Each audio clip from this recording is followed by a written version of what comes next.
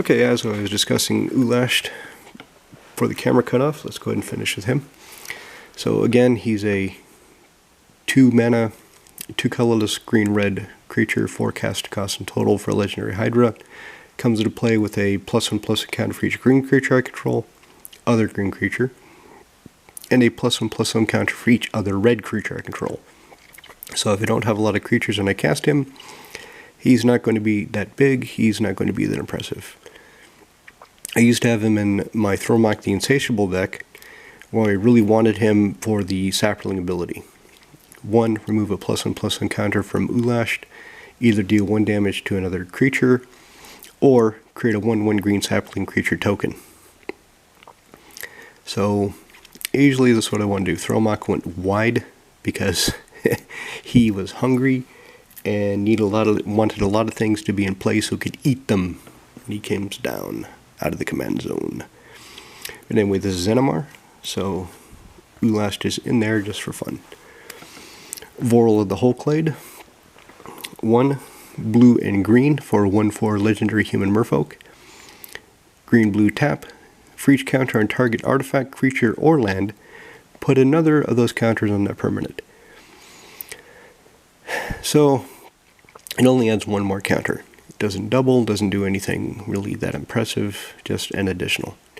But he comes down quickly, only for 3.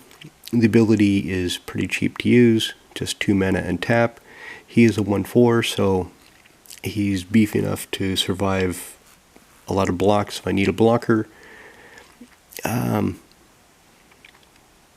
Yeah, just kind of in there because I like the card, and the ability can be useful.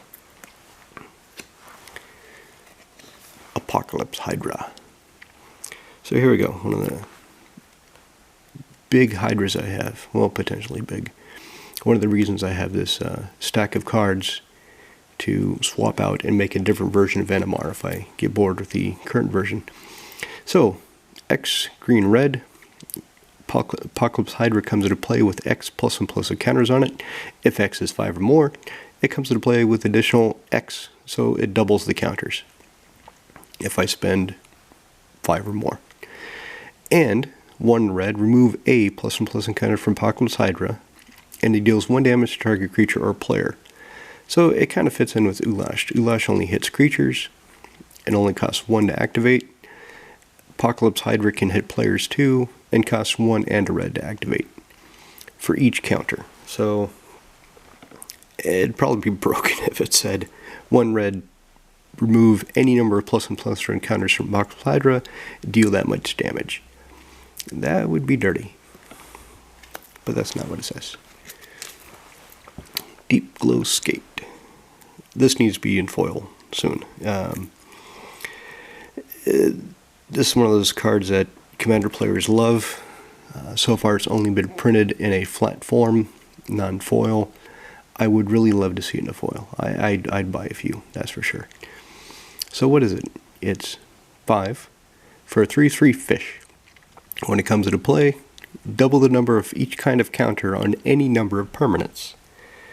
So if my opponents have managed to contagion a few of their creatures and they've got some neg1 counters, if I've got a planeswalker out, if I've got some hydras out, pick whatever the hell I want and double those counters.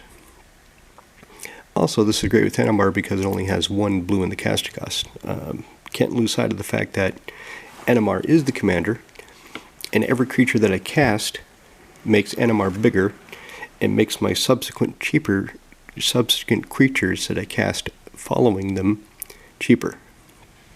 So if Animar has 3 counters, this fish only costs 2 to cast, and then I start doubling counters. I'd probably pick Animar for that. Who doesn't love double counters in Animar? The guy getting attacked with them, that's who. Anyway, Fertilid. 2 and a green for an elemental, comes into play at 2 +1/+1 counters. 1 and a green, remove a +1/+1 counter. Go search your library for a basic land card, put it in play tapped, and then shuffle your library. So, land draw, filtering.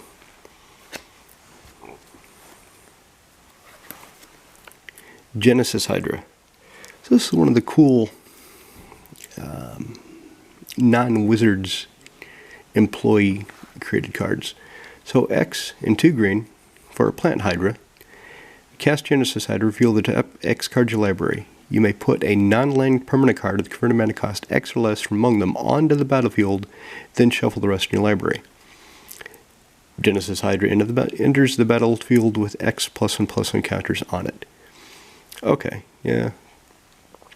So, one of the tricky things about this is, since so many of my creatures cost X, obviously I'm not going to pick them, because if I pick them with Genesis Hydra's ability, and they enter the battlefield, I cannot pay X, so barring some universal pumping effect, like,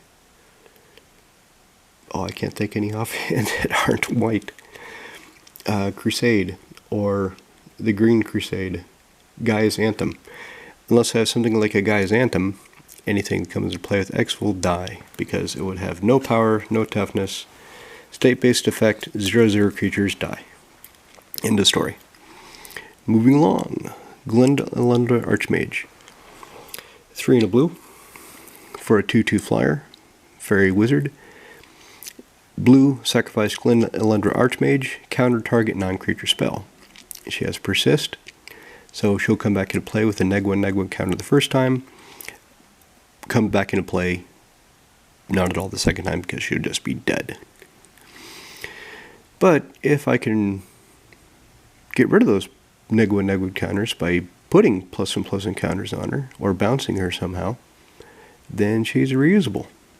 If only there were a way to accomplish those things.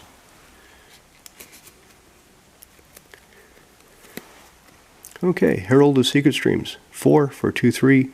Creatures I control with +1/+1 counters on them can't be blocked. So, if I've got a bloody 20/20 Animar, 10/10 Apocalypse Hydra, just for example, I play him. They can't be blocked. Nobody's going to like that.